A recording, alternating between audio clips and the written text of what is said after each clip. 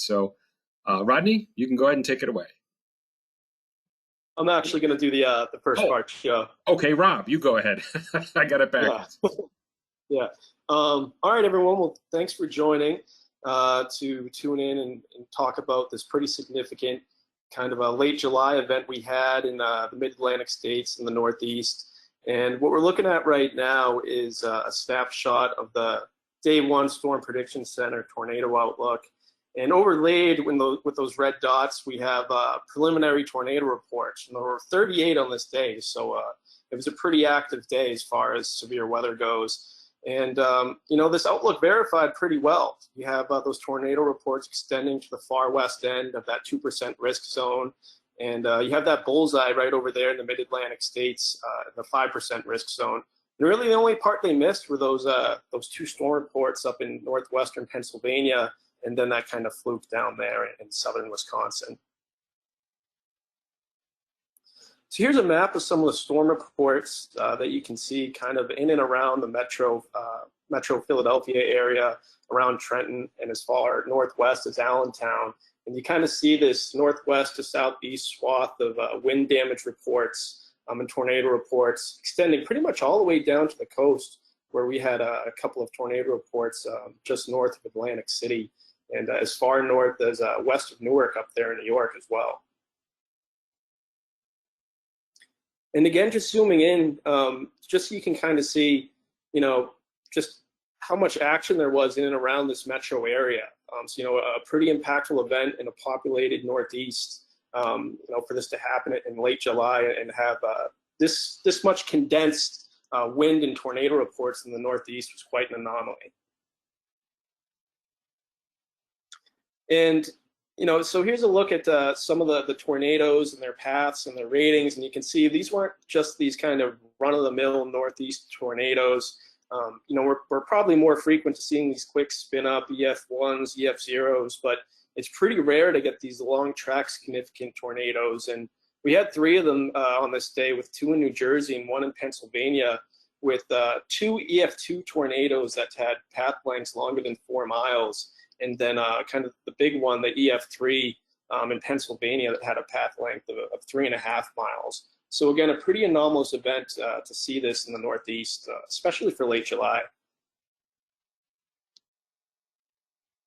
So again, just another look at the SPC Day 1 outlook. Earlier on the first slide, we saw kind of the tornado risk. And right here is just a general outlook for all severe weather.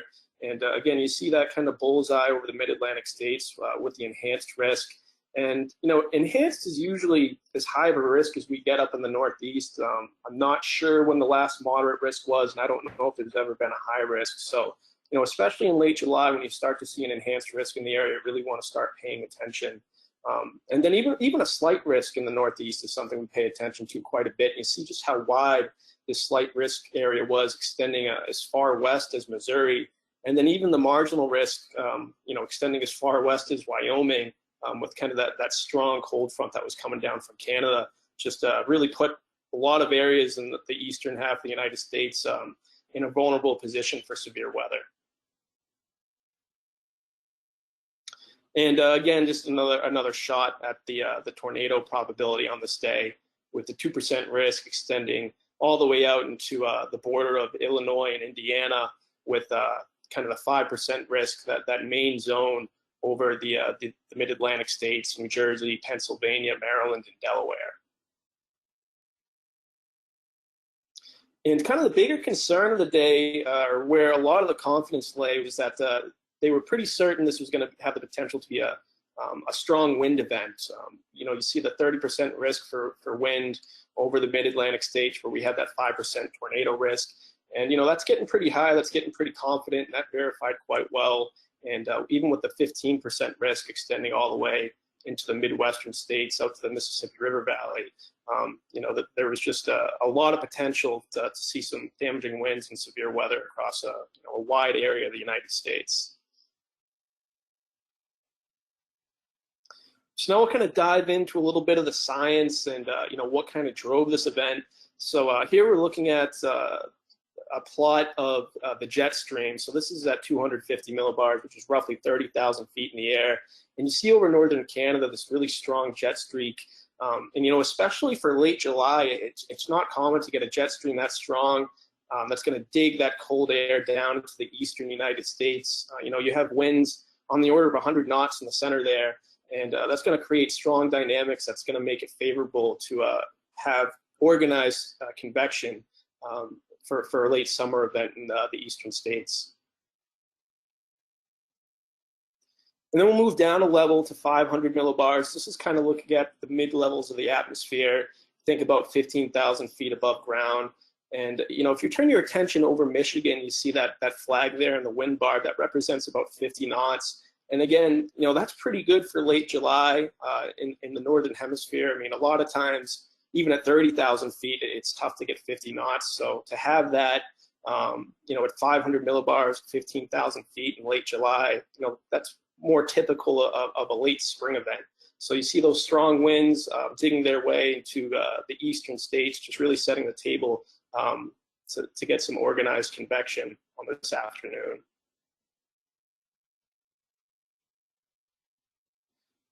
So now we'll come down to the kind of low to mid levels, 850 millibars. So, you know, again, this is probably around 5,000 feet above the ground. And another thing we're looking for when we want to get these types of outbreaks or severe weather events is you want a good amount of moisture in the low levels.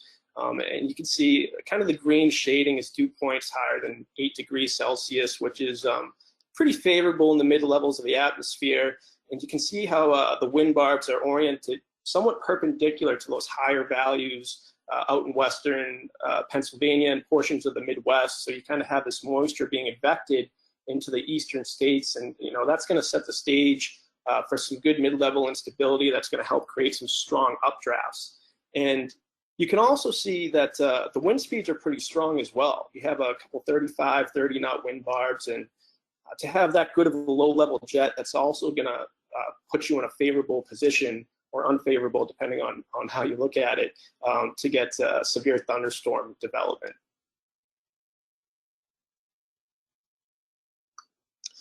So now we're going to just take a kind of look at the vertical profile of the atmosphere. And for those of you who have tuned into some of these webinars before, you may have seen these.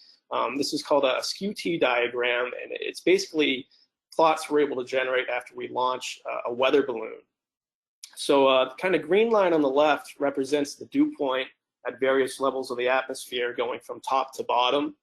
And you can see the red line, which represents the temperature of the environment, a vertical profile. And areas where you see the green line close to the red line, that indicates it's good moisture. So you can see that there's a pretty good plume of moisture throughout the atmosphere. And I believe this is taken from Detroit in Michigan. And the other line you want to turn your attention to is this kind of dotted line. And what that represents is a parcel of air lifted from a surface. So a lot of the time when we talk about any kind of precipitation or severe thunderstorm events, you know, we talk about we need something to lift, to lift an air parcel. And the reason for that is when you lift an air parcel, it cools at a different rate than the environment, which is why that dotted line is not the same as that red line. And once that air parcel becomes warmer than the environment, or in this case to the right of that red line, it's going to be able to rise freely in the atmosphere. And that's what we call instability. And we measure instability through a parameter called CAPE, which you can see in the bottom left corner of the diagram. And CAPE stands for convective available potential energy.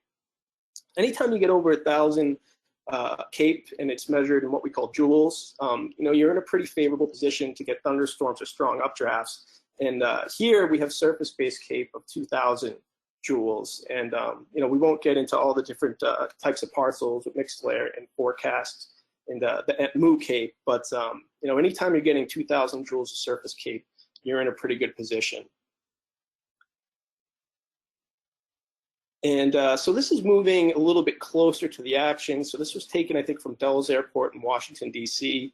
And you can see the area between the parcel line and the temperature profile is is pretty wide, similar to what we saw in the Detroit sounding. And here we have about 1,900 joules of CAPE, so quite a bit of instability. And another thing we like to look at on these diagrams is not just the thermodynamic profile of the dew point, the temperature. We also like to look at the wind profile as well, which you can see on kind of the right edge of the diagram. And what we're looking for is we want to see kind of dramatic increases in wind speed and direction with height. And here it's pretty decent. And if you look kind of at the middle table below the diagram where we see these parameters SRH and shear, we want values of shear from the surface to say 6 kilometers in the atmosphere to be up above 40 knots, which we can see here. And then the storm relative helicity, the SRH parameter, anytime you get above 150 in the low levels, you're going to be in a good position to get rotating storms. So when we get above 150, that's when we're starting to look at the potential for tornadic activity. So this is kind of a sounding or a vertical profile that you're going to see, and that's going to put you on alert for any developing thunderstorms that might start to develop rotation and become tornadic. So this was a snapshot of a mesoscale convective discussion that was issued by the Storm Prediction Center. It would have been about 1:30 p.m. Eastern time. And at the time, there was convection going on in southwestern Pennsylvania, and it was moving eastward. And they were starting to become more confident that the environment was going to evolve to become favorable for least damaging wind gusts. And at this point, I don't believe any tornado watches had been issued, but it was certainly in the realm of possibility to get that with the convective activity that was moving east towards the Philadelphia area. So this is the 2 p.m. mesoanalysis. So this is kind of a live snapshot of the atmosphere, and we use these maps quite a bit, a couple of hours before an event, because this isn't model data. It's derived from short-term model data, but it's as close as we can get to an observation only a couple hours out from a severe weather event. So if you kind of turn your attention to the Midwest, in the top left, we're looking at CAPE, which again is that parameter we use to determine how much instability there is in the atmosphere and the potential for strong updrafts and thunderstorms. And you can see some areas of 1,000 to 2,000 joules per kilogram of CAPE out kind of west of Pennsylvania, away from where all the action was happening or would happen later on. And now on the top right, we're looking at shear. Again, that's kind of referring to those dramatic changes in wind speed and direction and height. And generally 30 knots is okay, but once you start to get to 40 knots, that's when you're getting really favorable values. And you can see kind of a pretty broad area of 40 knots of deep layer shear across the eastern United States.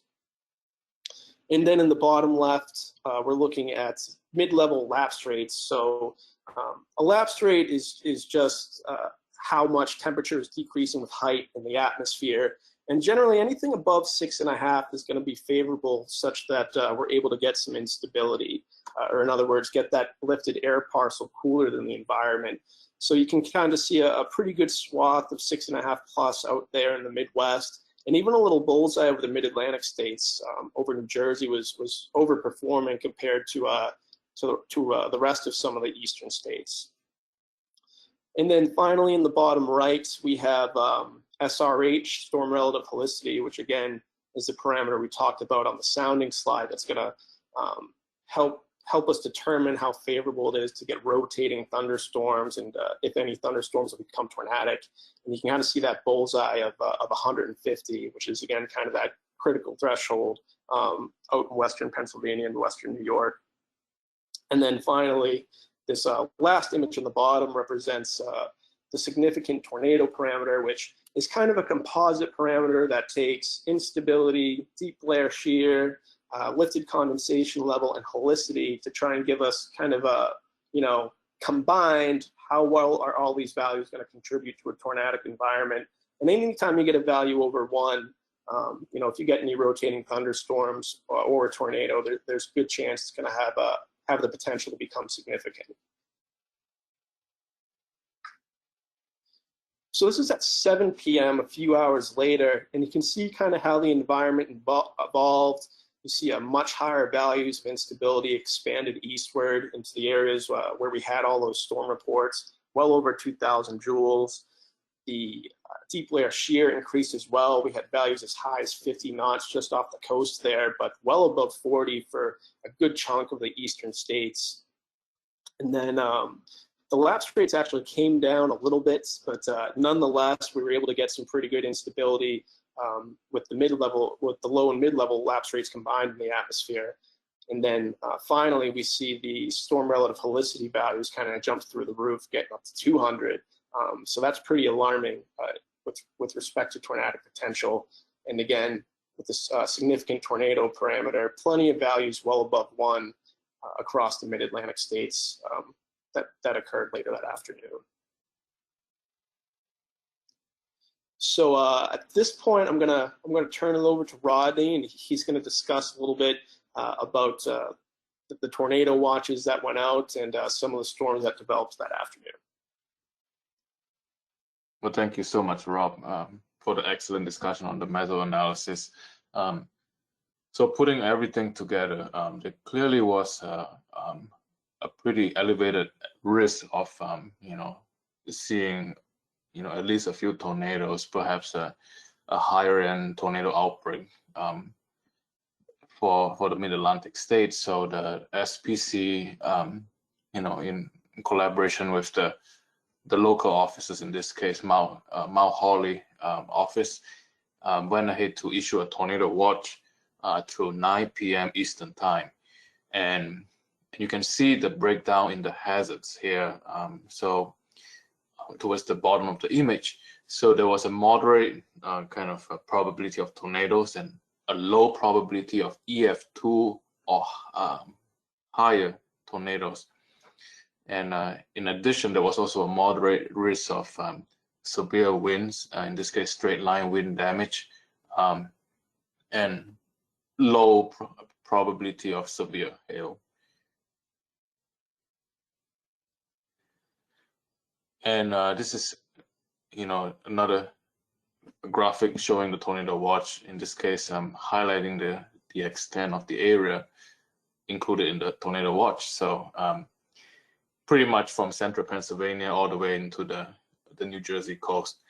And some of the cities at risk include State College, Baltimore, Philadelphia, and Newark, New Jersey. And the main hazards, again, were a few tornadoes, perhaps a few strong tornadoes, and maybe a couple of long track tornadoes. And as we will see later on in the reports, damaging wind gusts 60 miles per hour or higher, and isolated large hail. And this is the first mesoscale discussion following the issuance of the tornado watch.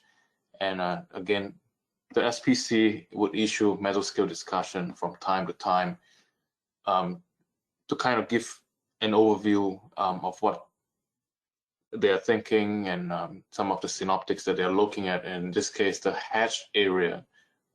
So basically stretching from DC northeastward into Trenton, New Jersey, highlighted the risk for some damaging wind gusts and a few brief tornadoes.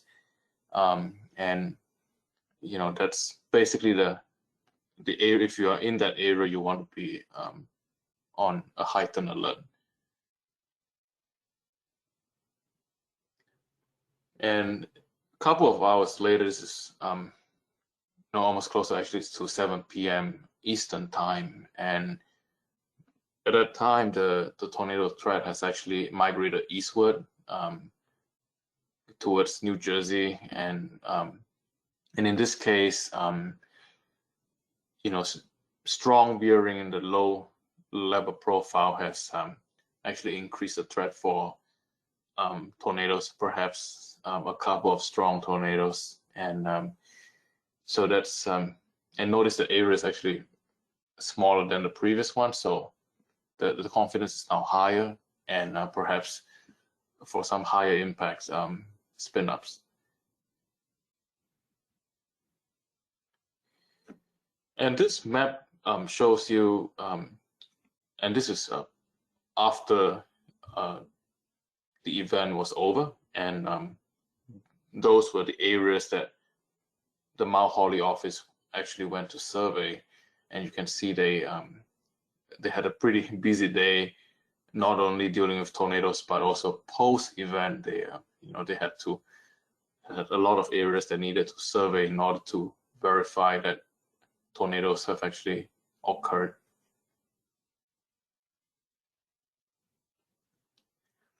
And this was a graph, one of the graphics, actually one of the numerous tornado reports that they issued. And this one was the Salem, Pennsylvania tornado, and this was eventually given an EF3 rating. So, we go from EF0 to EF5, 0 being the least impactful to F5 being the most impactful, and EF3 is pretty rare for the Northeast United States. The tornadoes that we had over the past few days, they were all EF0, and so EF3, it is almost like you're talking about a Central Plains outbreak of tornadoes. So there was estimated peak winds of 140 miles per hour, path length 3.5 miles. And the tornado was actually almost over 500 yards wide at its widest point. And there were also 5 injuries, thankfully no fatalities.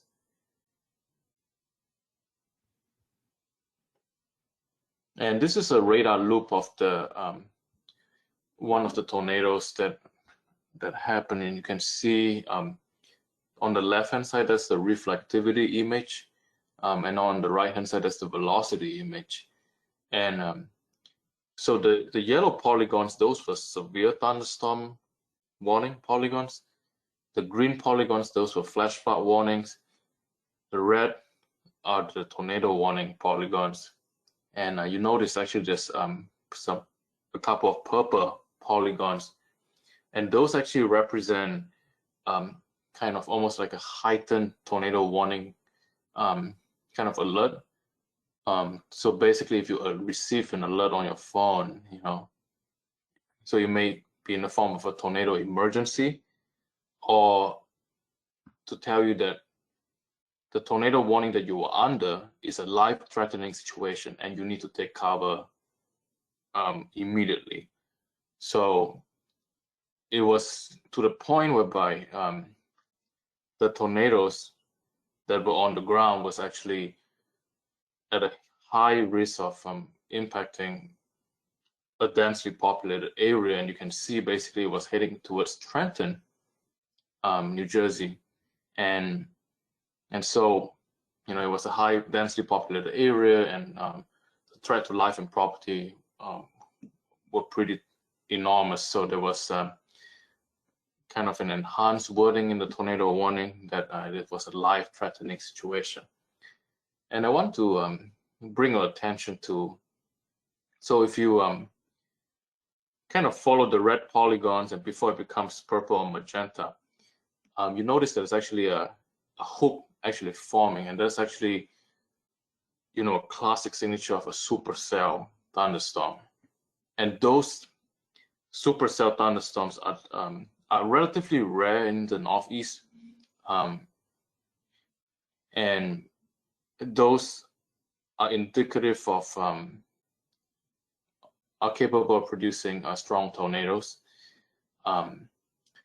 And if you were to take our Severe Weather 101 or 202, we will go into detail on how what a supercell thunderstorm mean and how to identify them on radar. So if you missed out on that Severe Weather 101, be sure to check out our YouTube page. And we'll go into detail how to identify a supercell based on radar signature. And if you look at the right-hand side, the velocity. So, when we want to identify a possible tornado on radar, we want to look for a tight couplet. So in this case, you want the green, which is the inbound wind, and red, the outbound wind, to be tightly coupled together. And notice how actually you can almost make out the couplet actually migrating southeastward, and that's basically where the tornado was, and it was on the ground for quite a while, and you know, I was heading towards Trenton, so it was a very scary moment for people living in Trenton and the surrounding neighborhoods.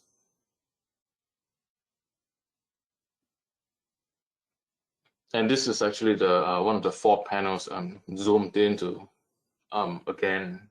So Trenton is actually kind of towards the bottom center of the image, each panel. And you can see once again the polygon in magenta represent sort of like a tornado emergency or enhanced wording of tornado warning. And it was a life-threatening situation for a lot of people. And so I want to bring your attention to the bottom left corner. That's the correlation coefficient product. And where you see kind of like those bright colors showing up in that panel, that represents potential tornado debris signature. So basically, the bright color pixels represent correlation coefficient values much less than 1. So if you have a correlation coefficient of 1, it represents you have uniform particles or hydrometers in the atmosphere. So if you have like just rain, plain rain, it would be correlation coefficient of 1. If you have some hail in the atmosphere mixed in, maybe you're talking about 0.95. But in this case, you're talking about correlation coefficient of 0.75 to 0.8. So it represents not only is, might be seeing raindrops or hail in the atmosphere, you might also be seeing things picked up by the tornado from the ground, hoisted aloft into the atmosphere. And that's why when you start seeing this kind of values, that's pretty much a confirmation that a tornado is producing damage on the ground.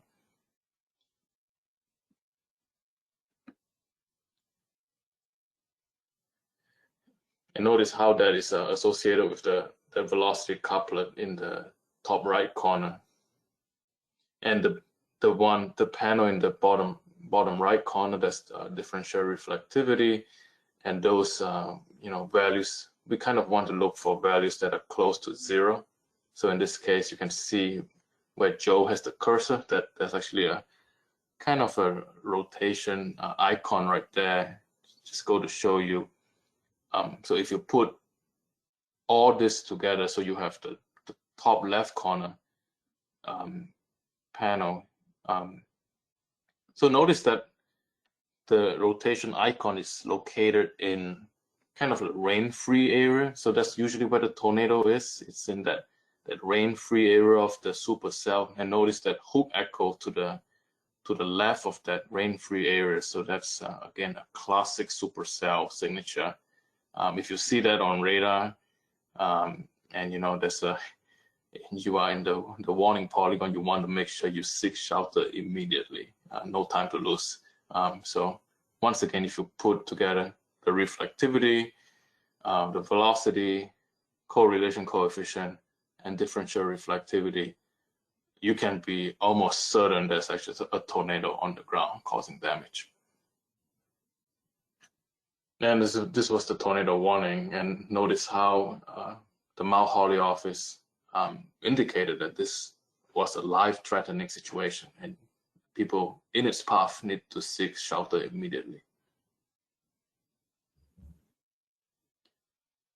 So once again, this was, and I believe this was actually after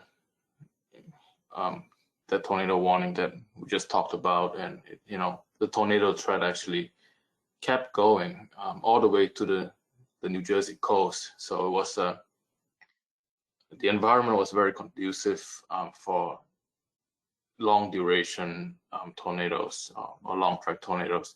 And notice how if you look at the velocity image on the right hand side, you can see the couplet just kept going for a while, and all the way to the coastline. And once again, this was the 4-panel radar image. Again, reflectivity, top left corner, velocity, top right corner. You can see the coupler very clearly, and correlation coefficient. Bottom left corner, you can see the drop in the correlation coefficient values to below 0.8. And then on the bottom left right corner, you have the differential reflectivity, and you can see where that rotation icon is. That's where differential reflectivity is close to 0.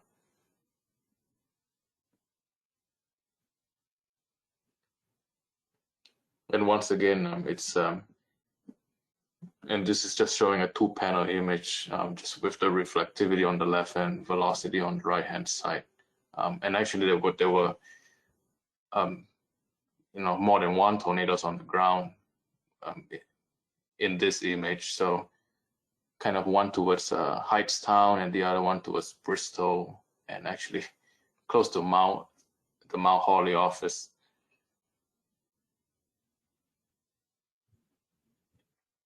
And we were just, I just want to show you some of the graphics, the video footages from social media. And this was taken by Mike Levine. So this was the tornado footage. So he was driving, and not sure if he was actually taking the video while he was driving, but you should never take photos or videos when you drive, just to be clear. But you can see this, the debris actually being hoisted to the air. And remember we were looking at the correlation coefficient values. They were below 0.8. So, so when you have debris of different shapes and sizes being hoisted to the atmosphere, it really helped to reduce the correlation coefficient values. And so this was actually what's happening on the ground, and a very dangerous situation. It's you could hardly, and in this case, from a tornado safety standpoint, if you get caught in this kind of situation,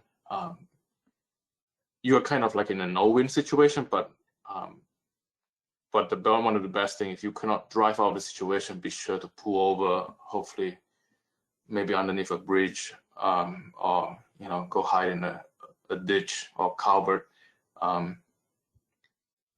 in this case, because the visibility is near 0, and you never know. I mean, a big piece of debris can just hit your windshield and cause substantial damage. So we want to be very careful in this kind of situation.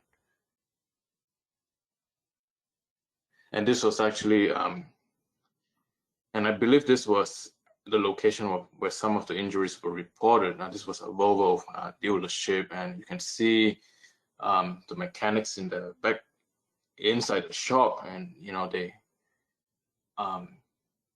initially they were not sure what's happening, but eventually it was apparent that a tornado was on the ground and actually caused quite a bit of damage to the dealership.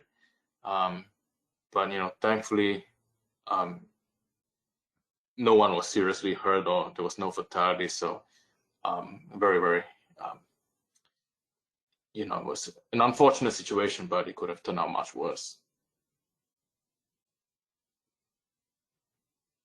And this was a tweet by Mount Holly. They confirmed an EF3 tornado in Bucks County in the Bend Salem area with peak winds up to 140 miles per hour.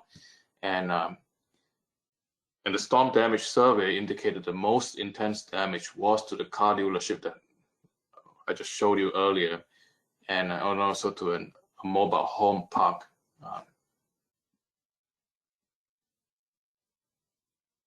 And this was the tweet from Ben Salem Fire Rescue, and you can see shows sort of damage actually to the mobile home park, bottom left corner, and the bottom right corner shows the damage to the Volvo dealership. So we were looking at the video from inside the dealership when the tornado struck, but this is a drone footage of afterwards, what happened to the dealership. So you can see the people inside were very fortunate to escape with minor injuries. And this again shows one of the mobile home park, and you can see just a tremendous heartbreaking damage to the mobile home park. But thankfully, people escaped with no injuries. And just more heartbreaking images from Ben Salem, and again, thankfully, no serious injuries. So finally, just want to show you this kind of two-dimensional image here. So what you're seeing here is this is the correlation coefficient product, but imposed on a vertical axis. So on the left-hand side, you can see we are going up in altitude every 10,000 feet. So at the top of the image, there's 50,000 feet. And those bright colors represent values of lower correlation coefficient, with the bright colors representing CC of 0.8 or less. And notice how you have lower CC values all the way, up to 20,000, 30,000, maybe even 40,000 feet. So not only is there debris in the atmosphere, but the debris is actually hoisted to very high elevation in the atmosphere, which is indicative of the strength of the updraft. So, it was a very strong supercell thunderstorm, and in the end, it produced an EF3 tornado. So, very impressive stuff. And again, very fortunate no one was killed in this outbreak. So at this point, I think I'll pass it back to Joe. I think we will answer questions before we go to the weather briefing. Okay, thanks, Rodney. And so far, just one question. So from Gregory, did the significant tornado exhibit any occlusion or recycling? Watching in real time, I recall seeing some evidence for this. Is it common or indicative of higher rated tornadoes? Yeah, I mean, I can take a stab at this, Rodney. I remember we were briefing this in real time, actually, on one of our webinars. So yeah, they do go through like what's called a recycling process, where you might see the couplet weaken for a little bit, and then you might think all is clear, and then all of a sudden, whoop, no, it's back again, and it forms a different circulation. So that's pretty common in higher end tornadoes.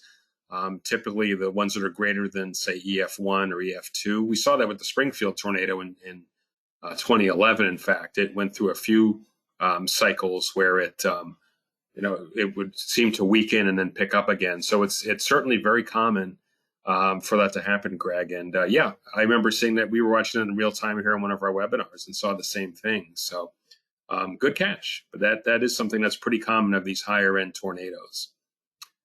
And Sebastian, same thing. Yep, it did try recycling, and then other tornadoes formed as well. But this one, the EF3, definitely went through what we call a recycling process. So as warning forecasters, actually, we're trained to kind of not let our guard down too soon. If we see this couplet weakening and we still have the warning up, we're typically trained to hold on to the warning for a little bit just to be sure, because in a lot of cases it can show up again, and you get a stronger couplet with the tornado continuing. So yeah, that's something that we definitely see.